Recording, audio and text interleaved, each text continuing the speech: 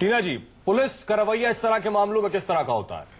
देखिए, नजीर हम देख रहे हैं। देखिए, पीड़ित का जो बयान है मुझे लगता है वो अपने आप में काफी होता है, और कक्कड़ साहब इसको मुझे लगता है कि टेक्निकली अगर वो इस बात को अगर थोड़ा एलिब्रेट करके बताते तो हमें ज्यादा अच्छा लगता है। जो बात राकेश जी और मैं कर रहे हैं, पीड़ित का बयान इसमें काफी होता है, और जैसे कि आपके रिपोर्टर ने भी बताया, और एक प्रिलिमिनरी इंक्वायरी होती है जरूर, पर उसका एक टाइम फ्रेम होता है। आप टाइम फ्रेम अपने हिसाब से करेंगे क्योंकि आपके ही चिट्ठे खुलने वाले हैं, तो ये मुझे लगता है कि कहीं ना कहीं ये ड्यूअल स्टैंडर्ड है पुलिस का, आम आदमी के लिए और अपने लिए।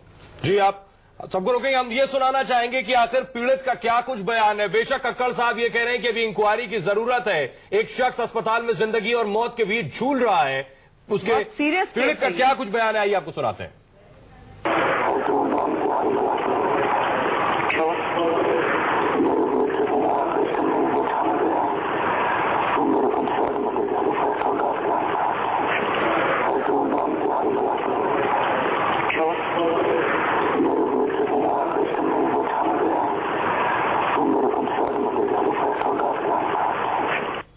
कक्कड़ साहब, एक शख्स उदय चंद, वृद्ध शख्स, जिसने सिर्फ पुलिस वालों से यह पूछा कि मेरे बेटे को बेरहमी से क्यों मारा, उसे ट्रक के पीछे ले जाकर आग लगा दी गई। आप अभी भी जो शख्स मौत के बिस्तर पर लेटा हुआ है उसकी बात पर यकीन करने को तैयार नहीं है।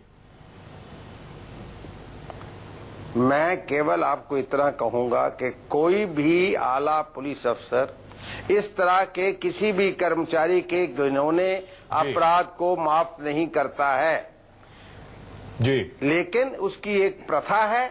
उस प्रथा जैसे ही उस प्रथा में कुछ भी कड़ी मिलती है, एकदम एक्शन लिया जाता है। कोई भी इस तरह का घिनौना अपराध। अब प्रश्न ये है कि आपके पास आएंगे, लेकिन जितेंद्र हमारे साथ सहयोगी हमारे जुड़े हुए हैं। जितेंद्र, सवाल यही कि पुलिस जांच कर रही है, क्या यह सवाल किया गया कि जांच कब पूरी होगी और गिरफ्तारी कब तक होगी? जी देखिए, इस बारे में कोई जवाब उनकी तरफ से स्पष्ट जवाब नहीं आया अगर मैं कहूं तो। हालांकि उनका इतना जरूर कहना था कि नेपसराय थाने का मामला है, तो लिहाजा थाना जो इंक्वायरी है, जो इन्वेस्टिगेशन है, वो अब इस पूरे मामले की महरौली थाने। जितेंद्र, लेकिन कक्कड़ साहब भले ही न मान रहे हो, लेकिन एक बुनियादी सवाल ये कि यही काम, यही वारदात किसी आम आदमी ने की होती, क्या वो सलाखों के पीछे अब तक होता या नहीं?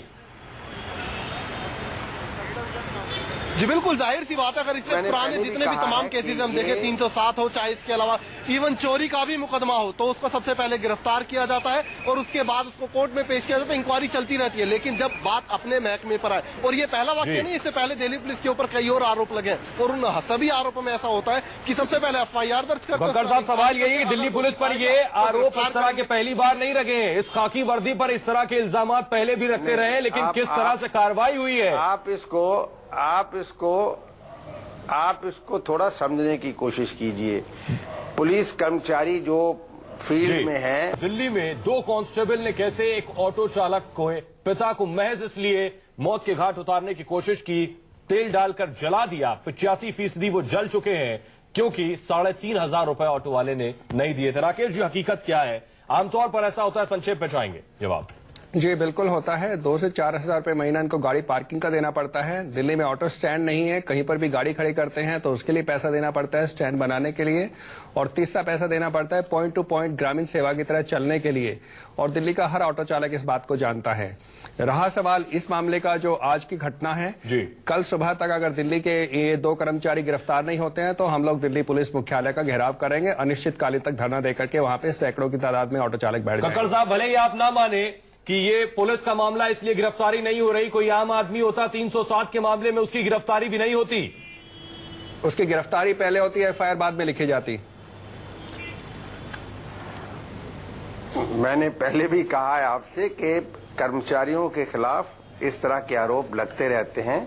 हमें ये देखना होता है कि आरोप सच्चे हैं।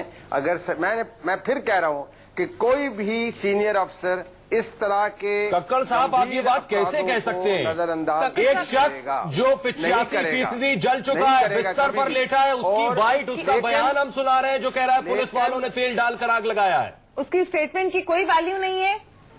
बिल्कुल ठीक है, इसीलिए मजिस्ट्रेट ने उसके बयान लिए हैं। ये बयान जो है मजिस्ट्रेट साहब जो हैं वो अपनी दे देंगे, इंक्वायरी में अटैच करेंगे, जो इंक्वायरी अफसर है। कक्कड़ साहब, अच्छा आप अगर कुछ समझ बता पाएं, इस तरह के मामलों में कितने वक्त में पुलिसिया जांच पूरी होती है और गिरफ्तारी होती है। इस तरह के मामले में विद इन 24 आवर्स 48 आवर्स में हो जाता है। 24 घंटे से ज्यादा हो चुका है कक्कड़ साहब। जो भी उसका तथ्य है, अभी 24 घंटे आप और चाह रहे हैं। मैंने कहा ना 24-48 घंटे में हो जाता है। मैं नहीं चाह रहा हूं, मजिस्ट्रेट के सामने बयान हो चुके हैं, उसके डिक्लेरेशन के मामले में डिक्लेरेशन सामने है और मुझे लगता है चीज सामने मजिस्ट्रेट आ के सामने जाती है। बयान होने के बाद 2-4 घंटे में अरेस्ट हो जाना चाहिए। प्राइमा फेसी टेक्निकल के लिए तरीके तो से। कुछ बचता ही नहीं है प्राइमा फिर। फेशियल के कुछ बचता जितेंद्र, नहीं है, अब बिल्कुल तक सही कह रहे हैं। जितेंद्र, अब तक क्या कार्रवाई हुई है और कितनी देर में गिरफ्तारी मुमकिन है, जिस तरह से कक्कड़ साहब कह रहे हैं कि 24 घंटे और? देखिए पुलिस का कहना है कि अभी मुकदमा दर्ज कर लिया गया, दोनों जो आरोपी हैं उनके खिलाफ मुकदमा दर्ज कर लिया गया, कार्रवाई की जा रही है। अब इंक्वायरी कब तक चलेगी, खुद कक्कड़ साहब बोल रहे हैं 48 घंटे के करीब इसमें वक्त लगता है। तो अभी उधर दिल्ली पुलिस के आलाधिकारी कितना वक्त और लगेगा गिरफ्तारी होने में या कार्रवाई? सवाल बड़ा है कि कितना और वक्त 307 के तहत मामला दर्ज हुआ है। यानी दिल्ली पुलिस, देश की राजधानी की पुलिस जो ये दावा करती है सदैव आपके साथ और आपके लिए, उसका इससे आज चेहरा है। आप सभी मेहमानों का बहुत बहुत शुक्रिया।